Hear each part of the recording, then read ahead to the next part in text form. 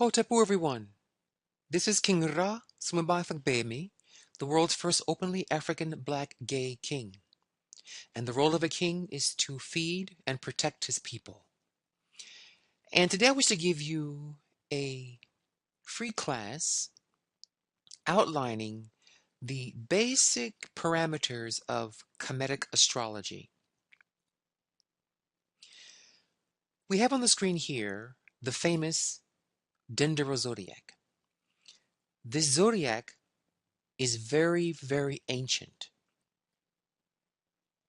According to the Kemal, they say in their own texts that they have had astrology from the beginning of their nation, which they said was about 104,000 years ago.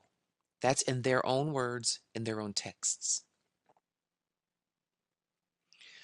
And we know for a fact there are many sites in Africa that are astronomy, archaeoastrology sites, or archaeoastronomy sites, where they build these megalithic structures to track the movement of stars and declination and those kinds of things.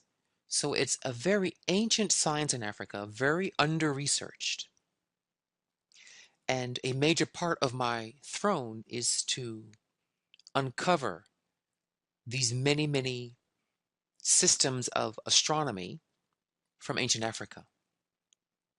The climax of this tradition was Kemet and the Denderah Zodiac you see here on the screen. So the question becomes, why do they spend so many tens of thousands of years on the exact same endeavor? Why were they looking so much at the sky?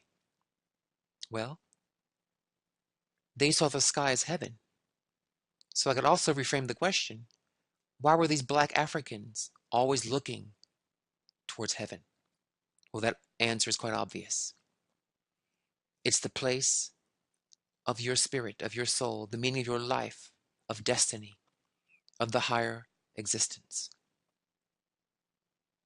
So the blacks of Egypt, of ancient Kemet, succeeded in codifying all of the knowledge they garnered from their travels from Central Africa at Lake Nyanza, at the foothills of the Mountains of the Moon, and they went down north towards Kemet and codified this great African science of heaven. They discovered that things or patterns that occurred in the sky had a fractal or self-similar effect on Earth.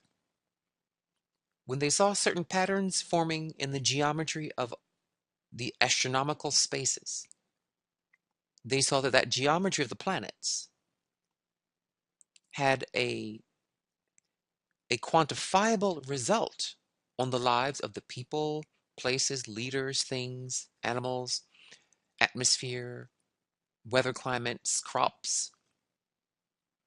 And they learned that through this very serious astronomy observation, it gave them a supreme advantage in the creation of empire, a prosperous divine empire. So, why should you look at astronomy and astrology? For the same reasons. It orders your life. Heaven is orderly. And when you look into heaven, literally the sky above you, and you look sincerely and scientifically at it, you will automatically strive to order your life on earth in harmony with the orderly movement of the stars and planets. So it was the beginning of Ma'at on a very large scale. Ma'at meaning order. So in Kemet, you can't say you are Ma'atian if you're not following heaven's order. The interesting thing about Kemet, almost the joke that eludes many people, is that although Kemet seems to be very esoteric and very ethereal in one way, It's extremely concrete, extremely practical. When the Kemal say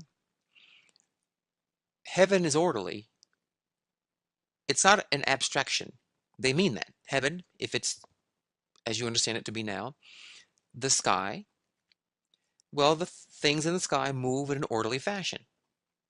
They move in a harmony. They move in a balance. They move in a point counterpoint. These are all words for ma'at. The word ma'a, the root of ma'at, means to observe, to see. It is an eye. But what are you looking at? What are you watching? What are you seeing? You're seeing the order of heaven. That's one ma'at, the orderly movement of the celestial vault. The other ma'at, called the two ma'ats, can you guess? I'm sure you can, is the orderly movement in the sky has a counterpoint in ordering events on earth. Those are the two ma'ats, the two lands, what we would call the 12 signs and the 12 houses. Those are the double ma'ats. Many people talk a lot about ma'at, and it's very, very esoteric, very abstract. But I have not found that to be how the Kemal thought. They were very practical people. You can't build giant pyramids being impractical and theoretical. So when they said we follow Ma'at, Ma'at means to see. We follow what we call observational astronomy. And we duplicate the harmonics of astrology, of astronomy's motions and geometries in our temples, in our pyramids, in our city layouts, in our jewelry, in our meditations, in our calendars, in our holidays and festivals. So I would love for the Kemetic world and the world at large to look at Kemet more practically, more concretely.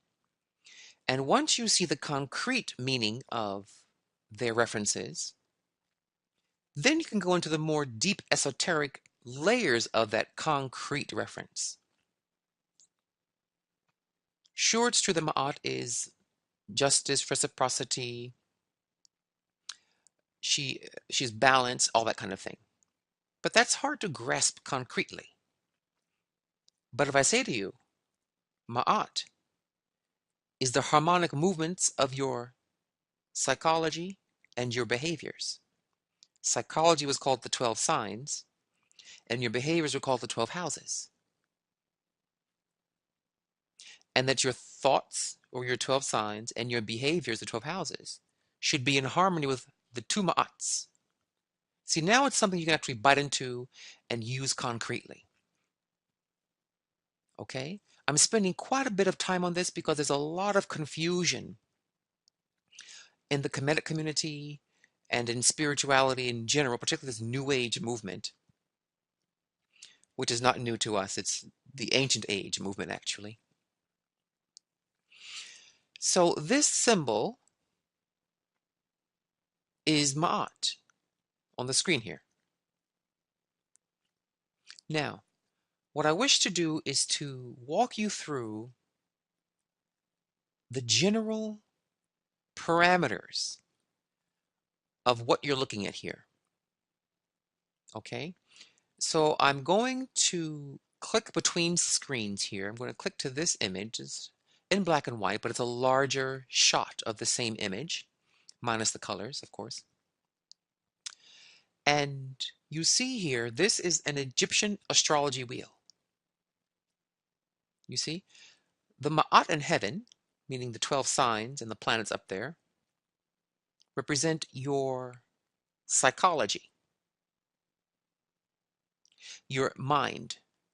The 12 houses represent your actions, your actual actions, based upon your mental states.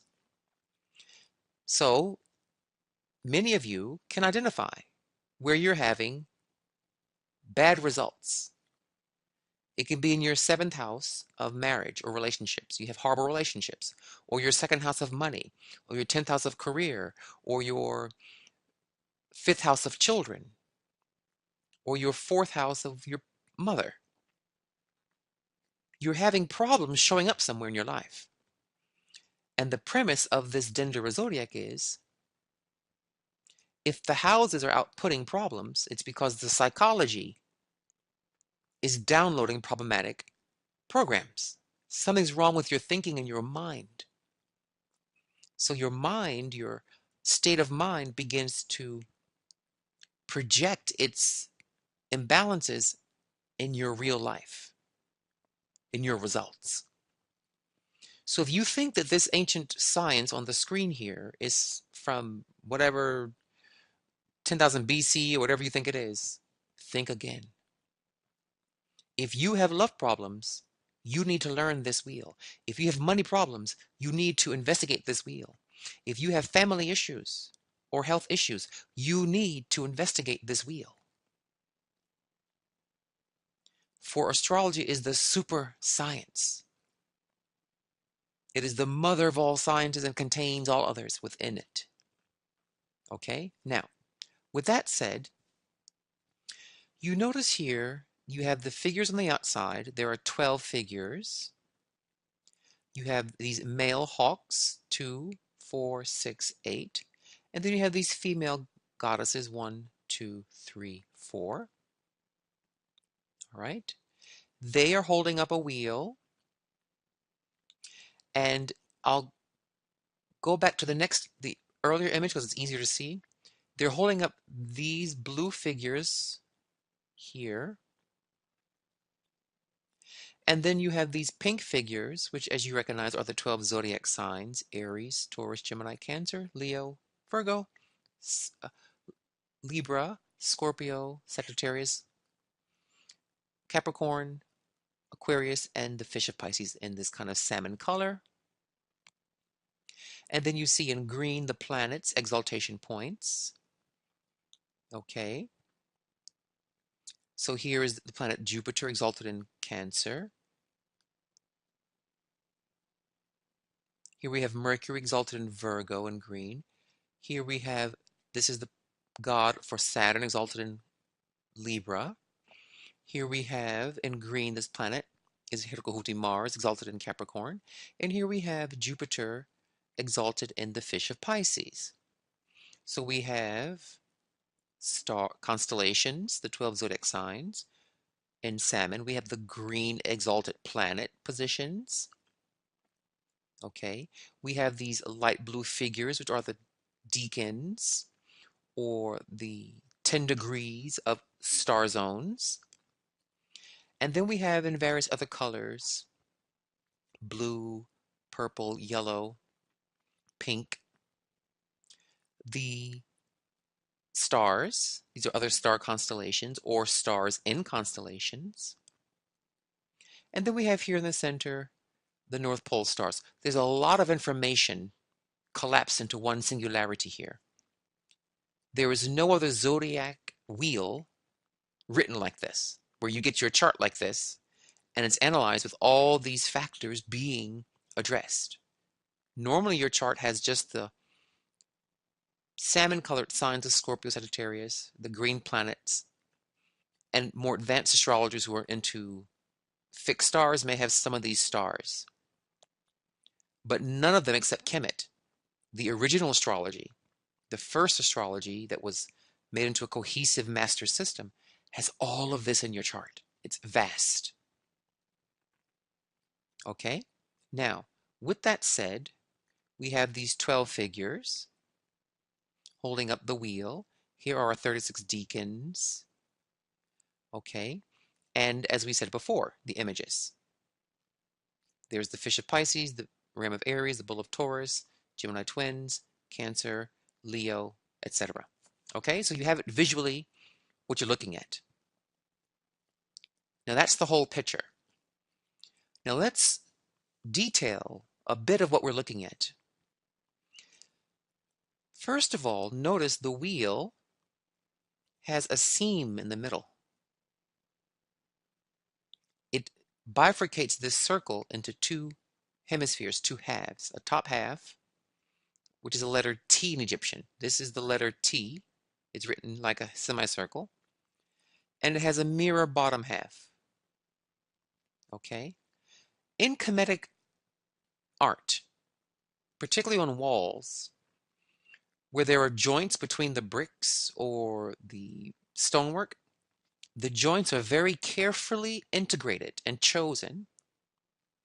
They're carefully integrated into the picture. The joints, the seams have meaning. They are part of the picture. Okay? So it just so happens this seam forms an axis, literally a horizontal axis that cuts the entire image exactly in half. So we're dealing with a mathematics of geometry where you're cutting a circle in half. Immediately, it alerts the astronomer priest, you must think in twos. You must think of wholes with two parts. Okay? Then you have these 12 figures around the zodiac, but notice they form patterns. We have the hawk god sitting in pairs here, two here, two here, two here, and notice they mirror each other. So you see already this idea of mirroring, doubling, reflection, binary code. Okay? And it just so happens that this line, this seam, is cutting right through Pisces. Here you see the two fish through Pisces, and over here through Virgo. Here's Virgo holding her wheat shaft here, and it cuts right through. This line actually is the super galactic center. The super galactic center. It's the super galactic equator. Not the galactic equator that we had in 2012. The galactic center from 2012. This is the super galactic equator being clocked. So this zodiac, its foundation, its mathematical foundation, is basing your life upon its relationship, or your chart, in relation to the super galactic equator. That's some astonishing calculating. To figure that out took immense mental power and spiritual power to figure that out. So, you have never received a chart in your life where it was read, where the foundational equation was your relationship to the super galaxy, which is a giant cluster of galaxies forming one mega galaxy. And yes, if you get the software that can do this calculation, you will find it is true that there is the axis of the super galaxy goes through Pisces across through Virgo. Okay? These 12 figures then must refer to 12 divisions within this circle, whether it's the supergalactic, dividing the supergalactic wheel in 12, then you divide the decans into 12, you divide the signs into 12. So it's like fractally getting ever smaller and smaller circles of 12 going in. Okay? Now, let's look at these figures. We have hawks sitting and squatting, and then we have females standing up. Why do we have, where the hawks are, they are opposite each other. One's facing left, one's facing right. Then their arms are crossing. These cross points, again here, these hawks on this axis are where the supergalactic equator cuts, and of course 90 degrees from that equator would be the pole. So these two and these two, if you drew a line which is not shown here, like this, would show the supergalactic meridian. Okay? But why male gods guarding the cross points? Because they're saying that males are combative. Male energy tends to be aggressive. These four corners form what's called right angles, or a square in astrology. This is the origin of why squares are considered challenging. They force strength out of you. They force you to take new action. They force you to toughen up because life is coming at you hard at full speed and you have to meet it and rise up. So the Kemal noticed that. Those Africans noticed this and they said, let's mark that reality by hawks. Hawks are predators. They're raptors. They're aggressive creatures. And when things cross these quarter points, it's stressful on the system. Okay? Squares mean you must take new action. So this hawk was taking the action pointing one direction, but the square says, well, try the other way. You see? So we're getting a lot of information about what's called aspects in astrology just by looking at these figures. This square idea is also emphasized by the fact that their arms are forming more or less right angles. Every single one of these figurines' arms are in basically the right angle gesture called the Ka pose. The word Ka means soul, essence of something, the energy of something, the Ka of something, it's what drives it, or it's kind of telios. The word Ka also means ancestor or spirit soul. And it means a bull, which is an aggressive creature. So clearly, the Kemal here is saying squares are important to watch. Quadration, thinking in fours, 4 seasons, etc. Morning, noon, evening, midnight, etc. Now the word Ka is shown as the upraised arms exactly, well, almost like this. Often the hands are not flat. In the Ka pose, the fingers point up towards the sky. So this is kind of a mock Ka pose, but it's telling you that your soul will go through challenges or squares which force you to grow. It's telling you from the start. When you become an incarnated soul, you're going to go through squaring, which is tensions, which is challenge, which is difficulties that will force you to grow into a new, higher way of behaving. Okay? And the midpoints between the squares, if from this point, from these two, from their center to these two's center, that'll be 90 degrees. Well, this woman must be 45 degrees. Midpoint. So it's telling you, you want to look at what's called the hard aspects, the 90-degree aspects, and their iterations, and the midpoints. Now, midpoints were recently reintroduced into Western astrology not long ago, last century, but many astrologers have realized that midpoints are extremely powerful predictors in a chart. You must never ignore your midpoints. Now, why? The Denderah Zodiac shows this by showing you midpoints are very quiet. They're feminine.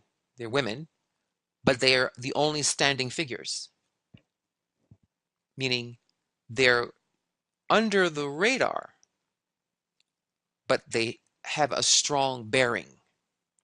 They stand tall in your spirit, but they're easy to miss because they're yin, they're quiet, more feminine. Okay? So you want to look at what's between 2 points.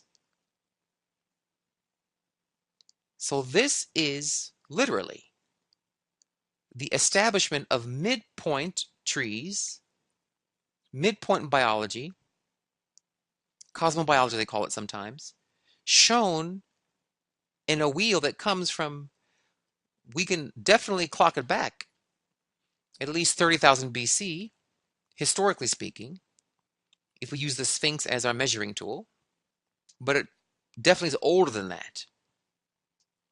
Midpoints are shown here. Squares are shown here. And from the squaring, it's implying, you see this, we did things in half. We divide the halves again, you get a square, you get 4. Divide that again, and you keep dividing. So it's implying a kind of halving, a kind of fractioning things in twos, 2, 4, 8 divisions. So the astronomer who looked at the ceiling was given a math lesson. And the Egyptians always did their math by halving or doubling.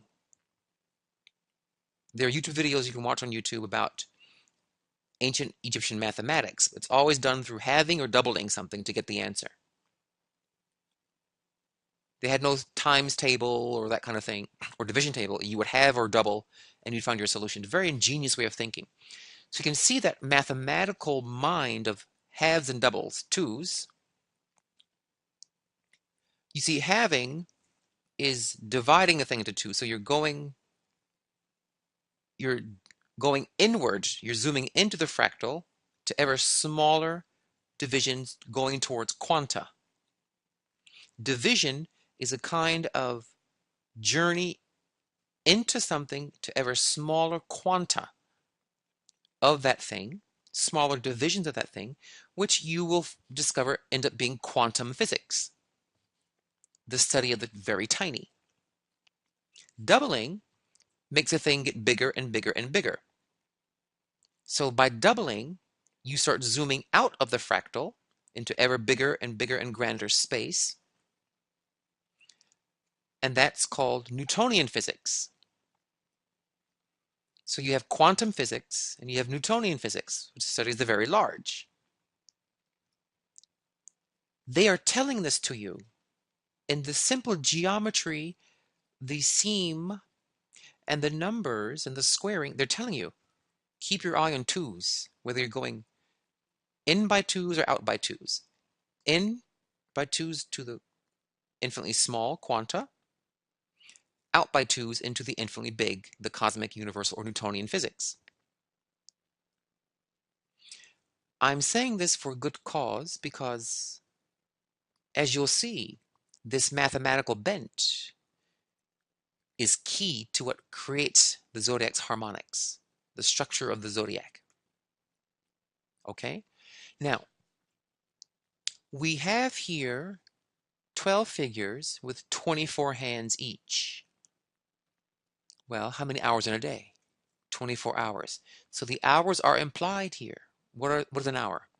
The time it takes your city to face the sun at sunrise, face the opposite point to outer space at midnight, and come back to facing the sun.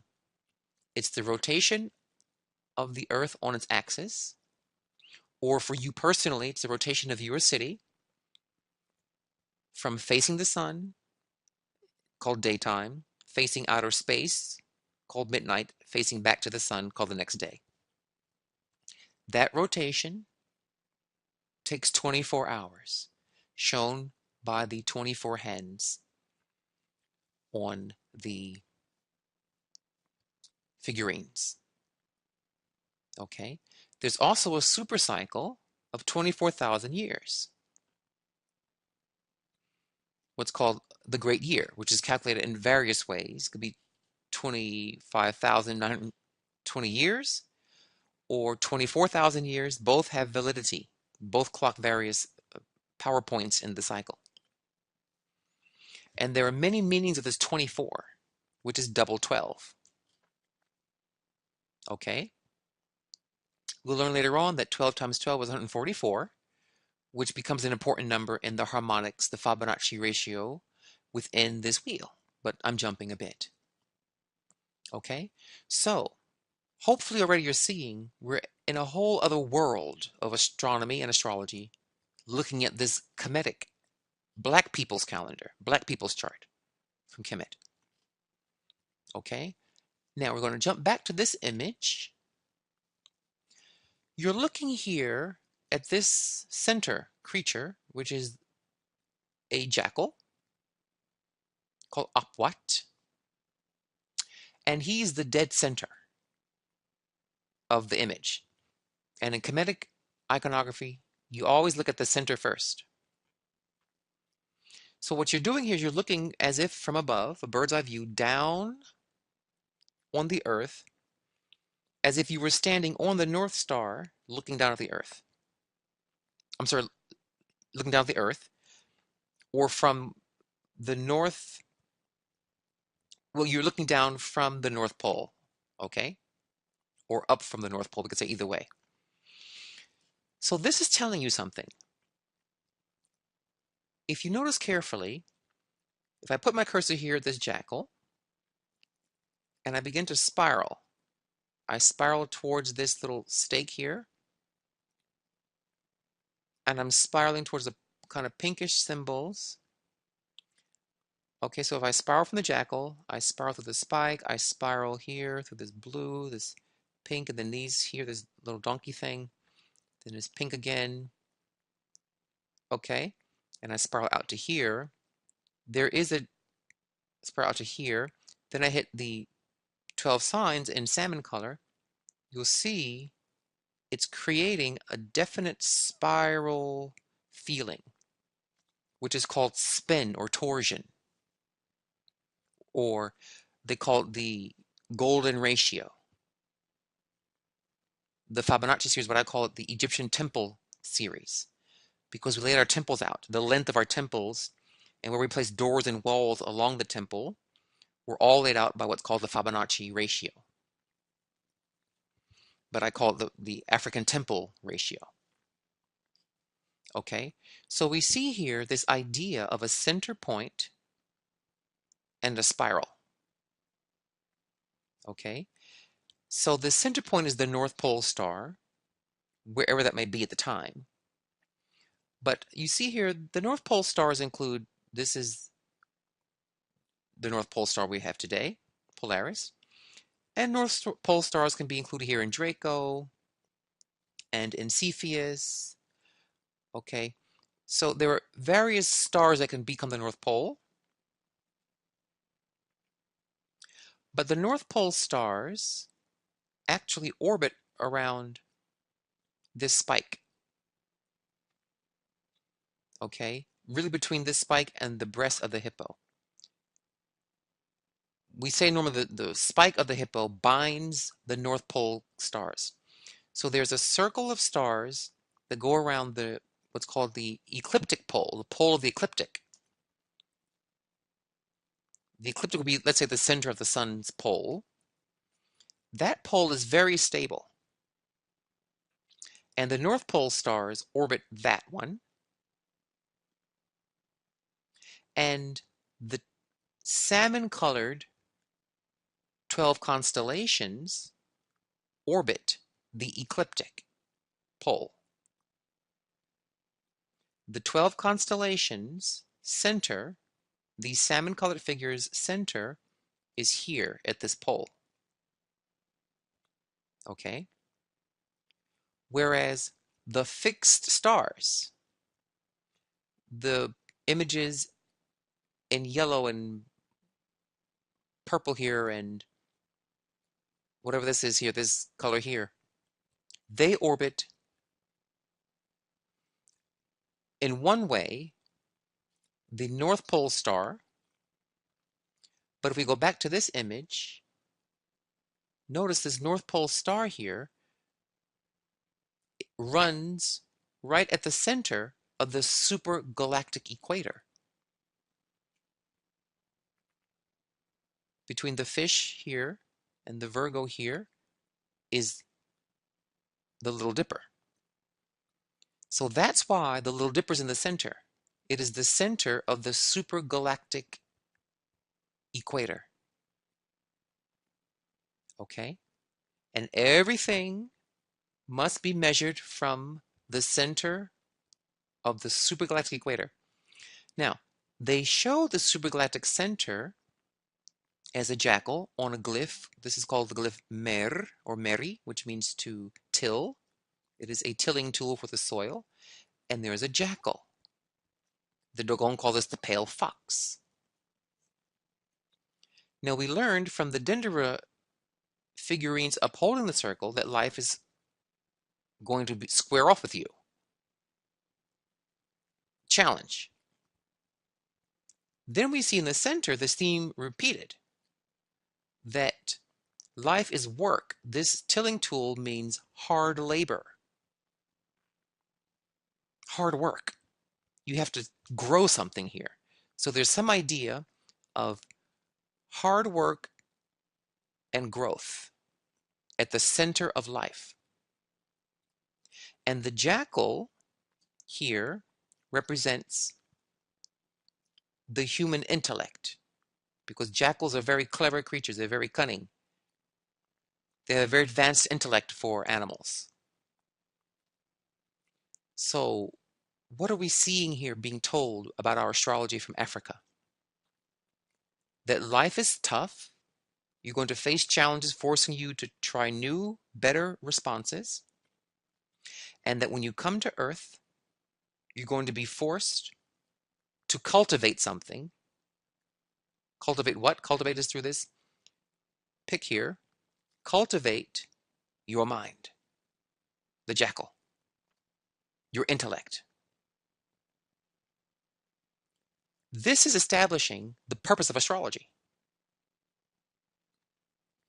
Through the study of doubling and halving of opposites, through the studying of balancing of opposites, which we saw by this split circle, balancing of opposite hemispheres, through the balancing of opposites, you're going to have to learn to think at a higher level, cultivate higher thinking. Because life on Earth is difficult. Like farming, it's a lot of work. It's dirty. It's tough.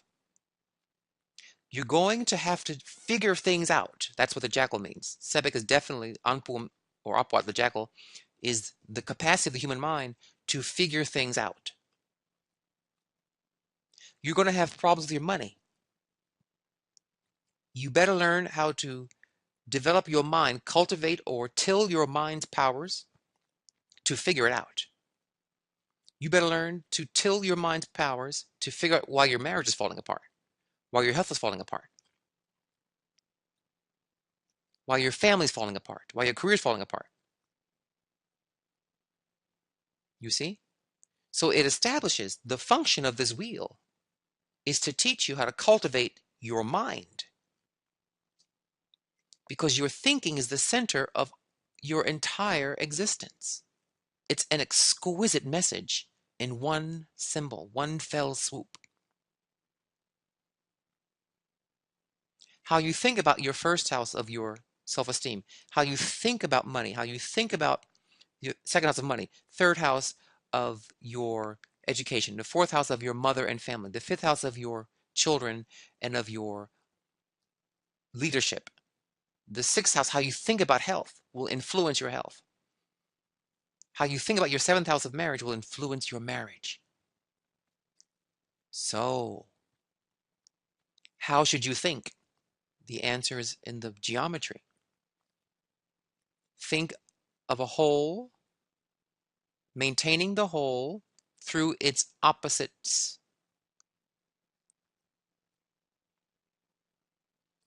Trying to reconcile opposites, trying to keep the balance between polarities. This is the genius of the jackal to do this within you, your inner jackal.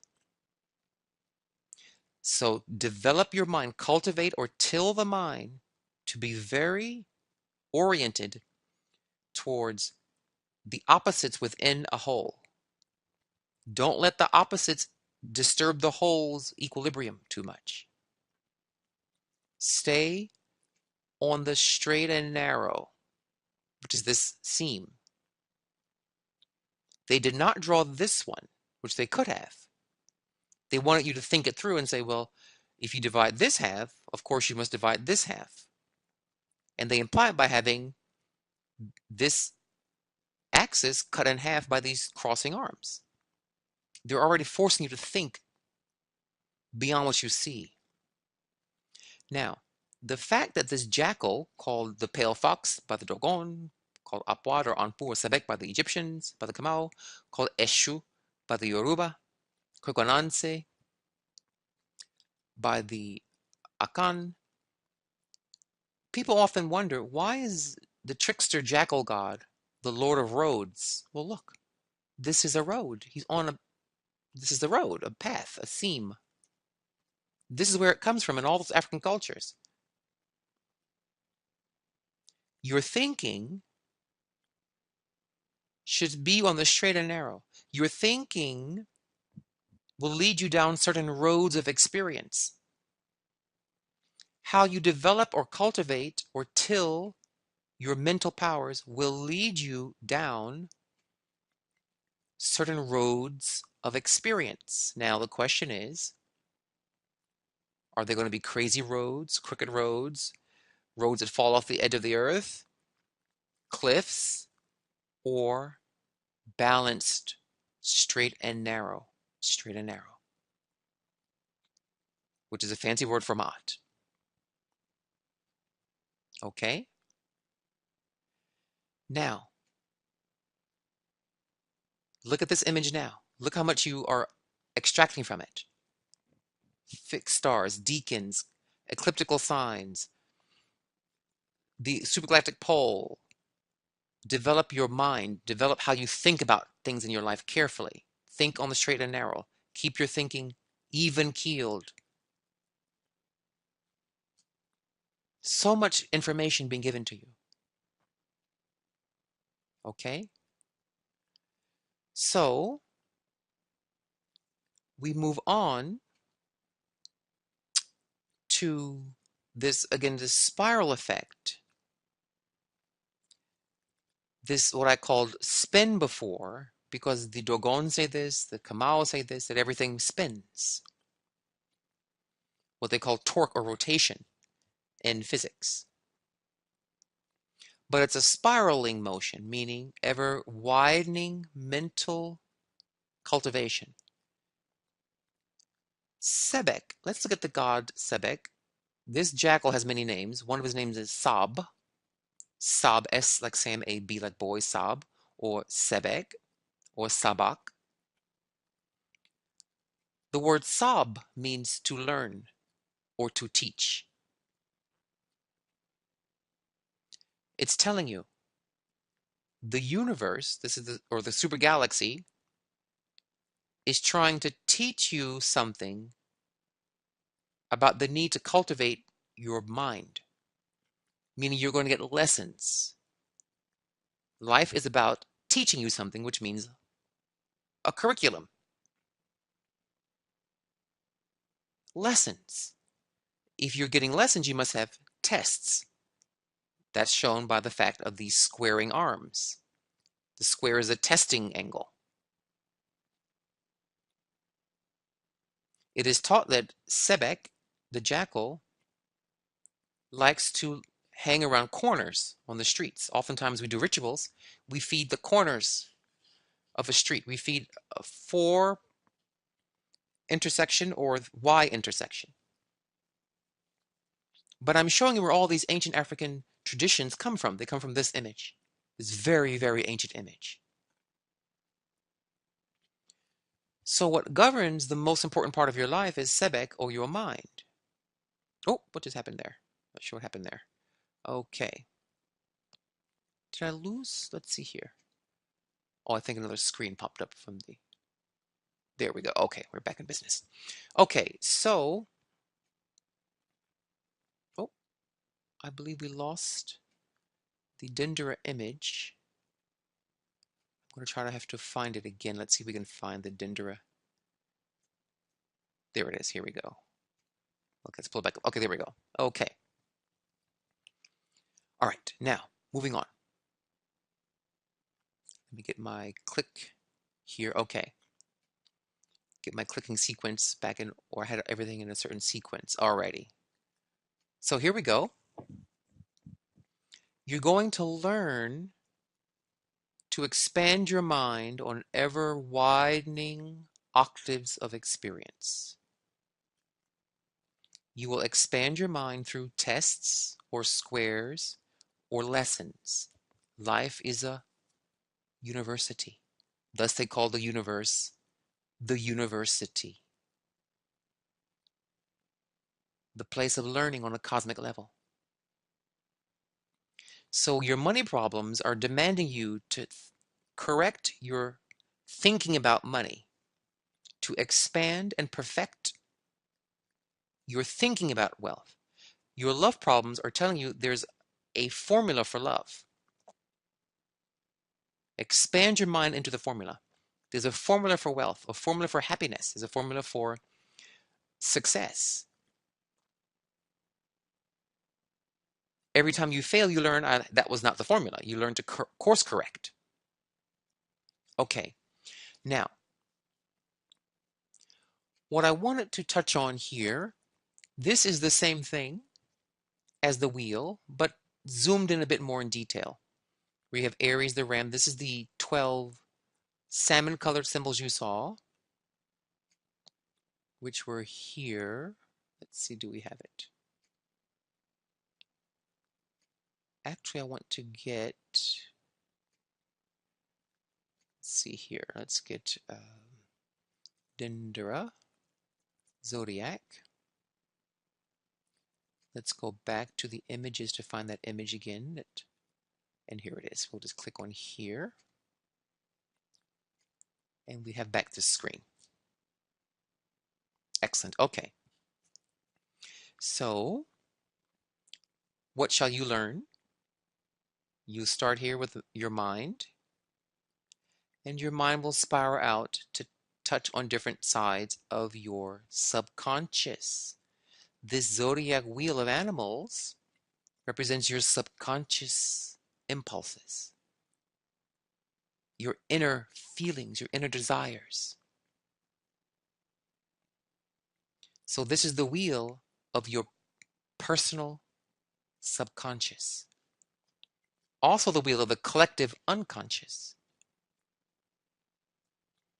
So you're cultivating your mental understanding and management of your subconscious mind, your animal impulses.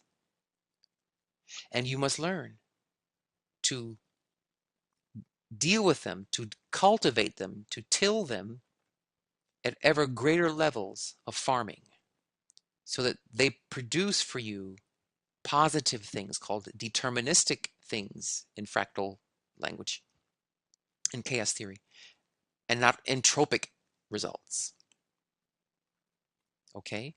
And so this image here, let's see here, this one breaks down in more detail to the initiate. Okay, you're going to have first the sun signs, the ecliptic signs of Aries, Taurus, Gemini, etc. You have to learn about your inner ram, your inner warrior, your inner millionaire of Taurus, your inner student, your inner nurturer of Cancer, your inner leader, your inner fix-it man, your inner lover, your inner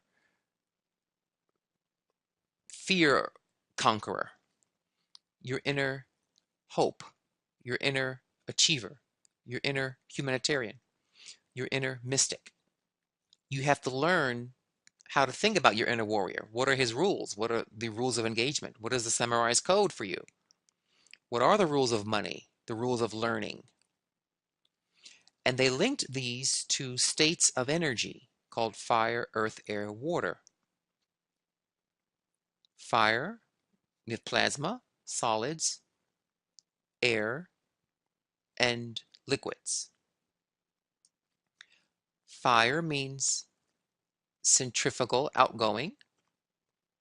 So nature has these four elements. Now you must learn and start thinking about the outgoing force, the ingoing force. This is going out from a center. Fire goes out from a center called centrifugal. Earth goes in towards a center called gravitational or centripetal. Air fluctuates between going out and in called spiralatic. And water also goes in. So we have hot, fire is hot, water is cold, earth is cold and dry, air is warm and wet. We're getting thermodynamics coming up and how the thermal principles of the universe affect your warrior, your money, your becoming a student, your happiness, your leadership, your health. You see, already you're thinking like that jackal said you must do. And this you can study ad infinitum. It's a fractal. So for example, the first house of the ram of Aries is me. Opposite that, remember thinking opposites and twos, opposite that is the love house called we. My freedom, our unity. So you begin to think about this wheel. Think, the jackal. Cultivate your knowledge of what this is telling you. How love should be airy, warm and moist. Warm means raise the energy, moist means connect. Whereas independence should be fiery, hot and dry. Hot means break connection. Hot means raise the energy highly, and dry means sever the connection. So if you want to be more independent, you could bring more hot and dry things into your life, like eat more peppers, go to war, become sportive. All these things increase your heat and break connections in the act of doing that fiery activity. So I can go on and on and on about the levels of meaning of this, but you see, it's forcing you to think, thus pleasing this jackal on this great axis. Okay, now, how deep can we think? Well, here's an example of, this is the same zodiac wheel, but divided into a different slicing of the pie. You see? Where we have here 60 numbers going around. 60 is important in astrology and in Kemet because they had their grid at a 6 ratio. How they measure the figures in a grid was based upon the number 6, what's called the sexagonary canon of images. But you see here, I could go into, and I won't go into, but I could go into how each of these states of energy matter. Fire, which is hot and dry, earth, which is cold and moist, air, which is hot and moist, water, which is cold and moist. I'm sorry, earth was cold and dry, yes. That we can find in this sequence going around here, this Fibonacci sequence, or the African temple sequence, the elements form a mathematical pattern. Okay? Describing energy flows through the African temple sequence. Okay? But I want to show this to you because you can study this symbol for about a year and get a PhD in it. It's so deep and so profound. But the zodiac, meaning, let's get this image here bigger, meaning this image, these salmon colors here are the same as these.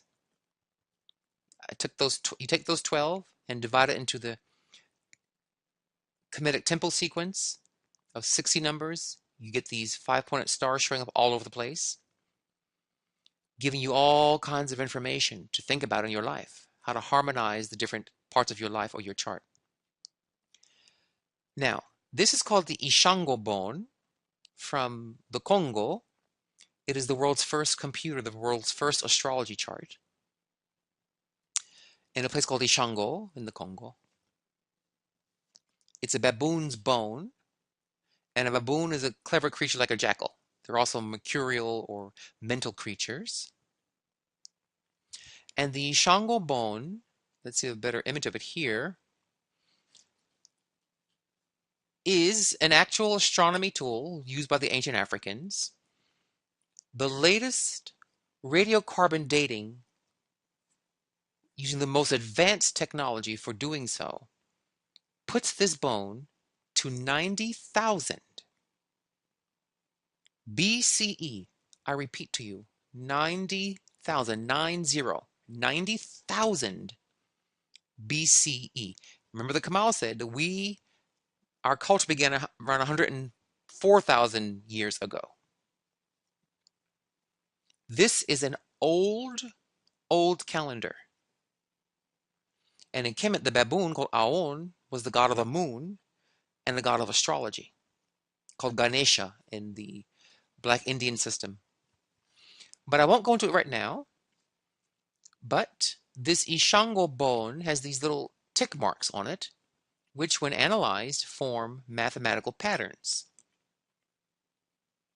which include this number 60, which I showed you here, dividing the zodiac into 60 units. It has prime numbers showing up in here. It has counting in tens, where 10 is made of 9 and 1, and that's important, what the 10 is made of. Because 9 is called the Pa'ut, or the great nines. This is the decimal system. It's got primary numbers going on here. It's got the sexagonary canon going on here. There's a lot going on here from 90,000 BCE of these black people in the Congo area. And when I initiate people into the Kemetic astrology system, you must learn this bone. You must learn how to use this bone. Okay? So that's basically what I want to cover today in this free tutorial about Kemetic astrology. It is so huge and so vast. Look at this again. So let's say you want to do an astrology chart from the Kemetic point of view, and you want to find out your fixed stars or your heliacal rising stars, because these decans here are sets of stars within 10 degrees, deca meaning 10, that you would have to base the calculation on the supergalactic equator. You have to base it on the supergalactic equator. And you measure your fixed stars, if any of you are into Jyotish, which is the black astrology of South India, co-opted by the Aryan invaders who made the Vedic version of it, called Jyotish, or Indian astrology. They have heavy star emphasis there. They're a sidereal or star system, and they have a brilliant preservation of the African understanding of the nakshatras, which are these fixed star zones. But what many Jyotish astrologers don't know about is that you need to make your base calculation of your fixed nakshatra stars not on the ecliptic, but it's better to do it on the galactic center, which is in the middle of the nakshatra Mula, which means the root. Even more powerfully, if you can base it upon the supergalactic center of this line, and you read the stars from that base angle. You see? Because this shows you that when you come to Earth, you fly from the supernal realms, you will zoom in, you will kind of spiral in here. I can better show you in this image here. When you come from the universe, you kind of come like this. You spiral in, you spiral in, you spiral in, you spiral in, until you come to this jackal of the mind is what needs to be evolved, human consciousness. But around this area too is this giant breast of the hippo mama called Ta'ur, Big Mama. Yes? Where you have to nourish the mind with the jackal, and you must nourish the body. She's pregnant. You're reincarnating from the supergalactic realms. She's a pregnant hippo. So this whole idea of reincarnation of your mind and your mental powers is shown by this centralization of these images. Okay? The central images are four. Pink hippo, this kind of orangey jackal, this orangey hawk, and this pink leg. Okay? They really form the center. Okay? Meaning rebirth into a body, development of the mind through each incarnation. This hawk here is Heru, which is mastery of mind over problems. And this thigh is called Mesketu, or your bad habits. This is thigh of Set, the god of your bad habits, your bad DNA. So reborn to develop your mind, to master your bad habits. Beautiful storyline. Okay? So that more or less covers what I wanted to go through in this video. I pray you enjoyed it and that it gives you a bit of information and insight into the depth of the Kemetic astrology, unlike any in the world. I will in the future be initiating and certifying initiates in this high science. Stay tuned for that. And I picked this image for one reason, to show you what I'm wearing around my neck here is called an usek. This piece of jewelry here is called an usek, a kind of pectoral. The word usek means to dilate, like to inhale. And if you inhale, you must exhale, that doubling, that opposite effect. If you have left, you must have right. But the Kemal wore the usek because it covered your lungs, your chest. It reminded you to breathe very slowly, to breathe very deeply. Where this does not move much, you should breathe more into your navel, into your gut. This usek also is a symbol of the orbit of the planets. So your head represents the sun or the galactic center. And the rows of beads represent the many lifetimes you've orbited around on the earth, incarnation after lifetime after incarnation. This particular necklace has these beetles telling you you're repeating your lessons fractally. You can watch my YouTube videos on fractals and you see that they're shaped in the form of a beetle often. So the head represents the supergalactic center or the sun, either level, and the rows of beads represent the cycling of lifetimes and incarnations. So even our jewelry reminds us, keep your head up in the sky. And remember your karma, the destiny that you're here to unravel, the mental evolution, the raising of consciousness you must have in this particular lifetime. So, again, I pray you enjoyed this. Stay tuned for announcements on the class. We are holding chakra initiation classes, which are very powerful and very easy to follow. You may sign up for those at the link below on the website, and you will learn to work with your chakras and eventually how your chakras are actually your chart, your astrology chart, in a different form. Keep your head looking up to the sky, remembering you're a star. So always keep your head up. Dwawend Hotepu.